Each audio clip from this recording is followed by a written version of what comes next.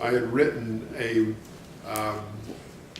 paper for the church, kind of outlining what a potential digital vision could be for the church on the internet. And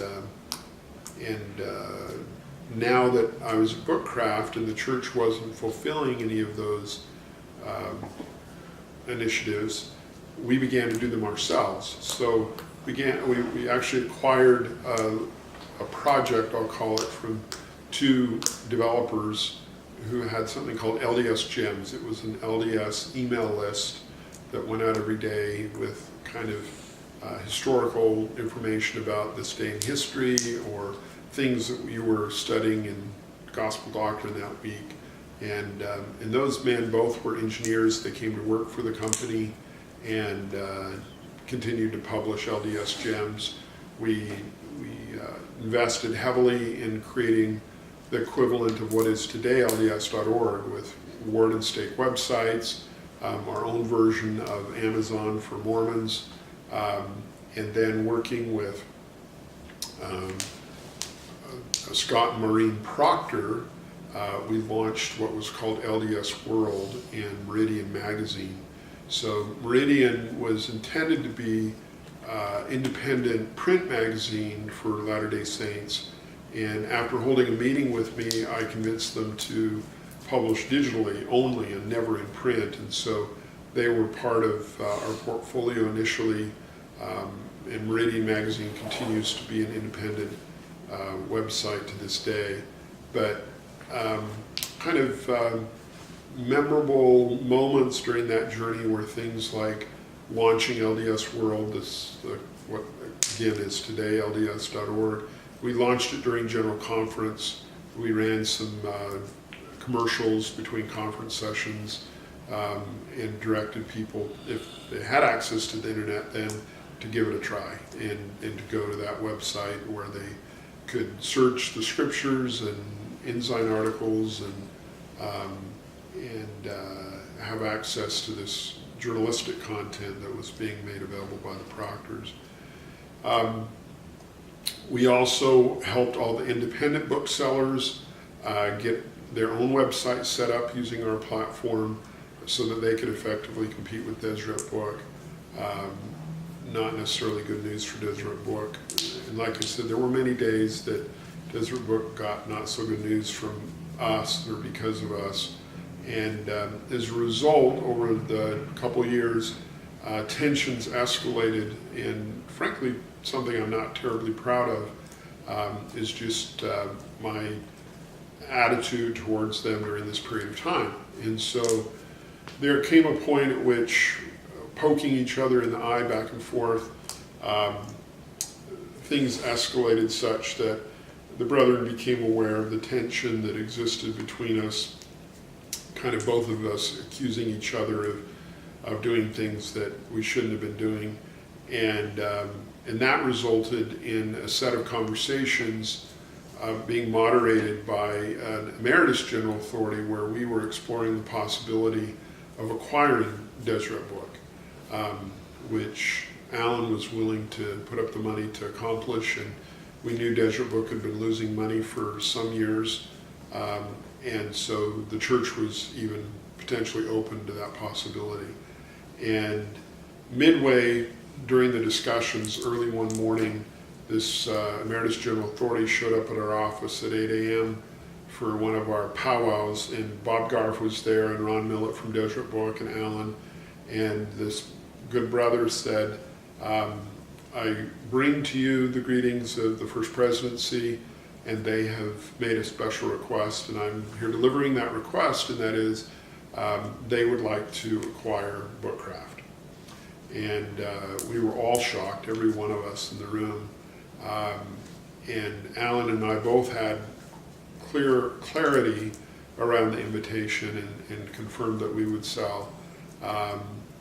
And the way it would be structured is that it wouldn't be acquired by Deseret Book, it would be acquired by Deseret Management, which is the for-profit arm of the church, and that the electronic pieces would fall under the direction of the Quorum of the 12, and that the book pieces would in fact go to Deseret Book.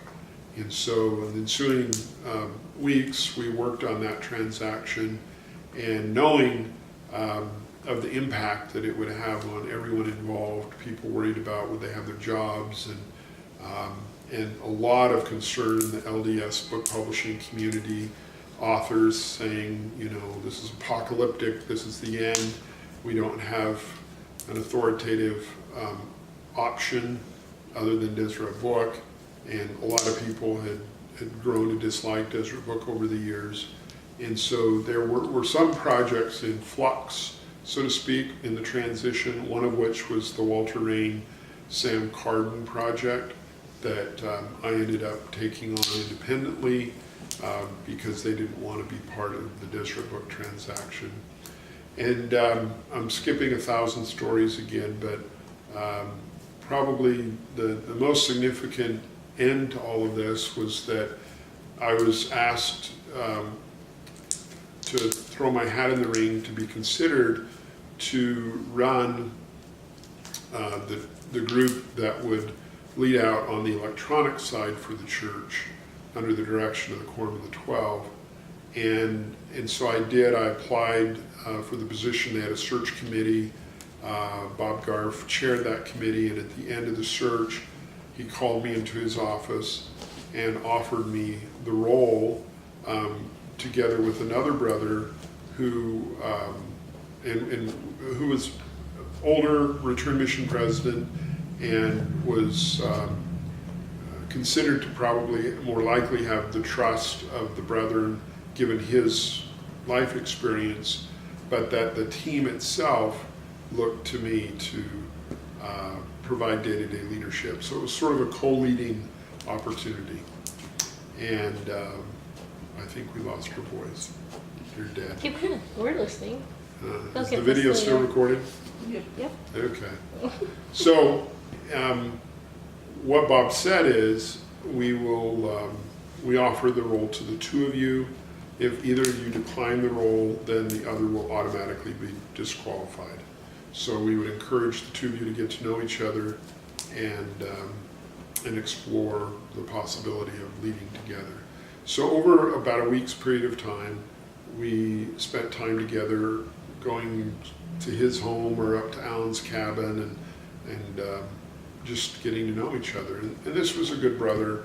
But in the end, I had an opportunity to have dinner with President Hinckley and his wife. Melody and I and the Ashtons were invited to sit with them for dinner one night, and over dinner I asked him if he was aware of this job offer, and he said he was. And I asked him if I should consider this a calling or just a job, and he said just a job. And prayerfully, Mom and I determined that it was not the right next step for us. And so we declined. And with courage, I went back to Bob and told him that I declined. The other brother was seated there beside me as we made this announcement, and I wholly endorsed him and said to Bob that I would support the single leadership of this other brother. But true to their word, they did not hire him. And I suggested that given the difficult and kind of political nature of this new group within the church, that it would probably be best if they extended a calling for someone to lead that group. And that is what happened in the end. Franklin Lewis, who had been on our board at Bookcraft, ended up being called by President Hinckley to lead what was initially called MSTAR by the church, and then later I think people just refer to it as LDS.org. MSTAR was kind of the team behind a lot of those initiatives. And they existed for maybe just a year, 18 months before they were subsumed into the greater church bureaucracy to build and maintain church websites over the years, which is now a beautiful, wonderful thing to see and how it serves us. So the legacy of Bookcraft was really to help the church by pioneering some early ideas around the internet There are some great books that I still look as part of my legacy. The series of scriptures that are called Book of Mormon for LDS families, New Testament for LDS families, Doctrine and Covenants for LDS families, that were all based on our own family scripture study experience, where teaching children out of the scriptures in the morning would have been benefited by additional youthful study helps. And we developed those books, and to this day they continue to find their way into the homes of Latter-day Saints. And again, hundreds of books and projects and lots of stories, but with that we will sign off. Real quick. Yes. So, how would you say you Did it end? No, it's still going. Oh, still going? How would you say you mostly saw the hand of the Lord in this part of your journey? Well, I think I've referred to that in the sense that we had clear impressions along the way as to what would happen and how we should be engaged in it happening. Again, as I said before, I was young and ambitious, and so probably the greatest miracle of all was the fact that the Lord preserved me through the process, because I see in hindsight how easily priestcraft can be involved in the Lord's work if we let it. And I could have easily and probably did contribute to the spirit of that a little bit. So I was grateful that that I was able to make the contribution that I did, and then was able to move on as well, because I think that was spiritually preserving for me. And but we saw the hand of the Lord every day in the things that we were doing. Especially in the broad scope, the men and women that came together at that time to build out the products and services of Bookcraft and LDS World. Many continue to make great contributions to the church and to the work of the Lord to this day. And so I'm grateful. I met a man one day at a baptismal service up in Salt Lake some years later, and when I was introduced to him, he immediately said, "Are you the Brad Pello who pioneered LDS.org for the church?" And I said, "No, I've never been referred to that way, but I think so." He says, he works for the church. He says, "I've heard stories about you over the years and kind of how you got things started. And he says, that's a privilege to meet you." So at least someone along the way had heard a little bit about the legacy. So of all the apostles that you got to know, or who are still living, because a lot of them passed on, haven't they? Elder Packersman, Elder Maxwell. Yeah. It's just Elder Holland, isn't it? Well, Elder Holland, President Monson, of course, we knew. Elder Oaks, we had a great relationship with. We published his books. And Elder Nelson hadn't done a book with us, so I met him. We got to know him, but I didn't get to publish with him. So yeah. It's amazing to see how gone. time has passed and what's happened, and the fact that you really had a vision 10 years ahead of your time. The Lord's been good to us. Well, it was a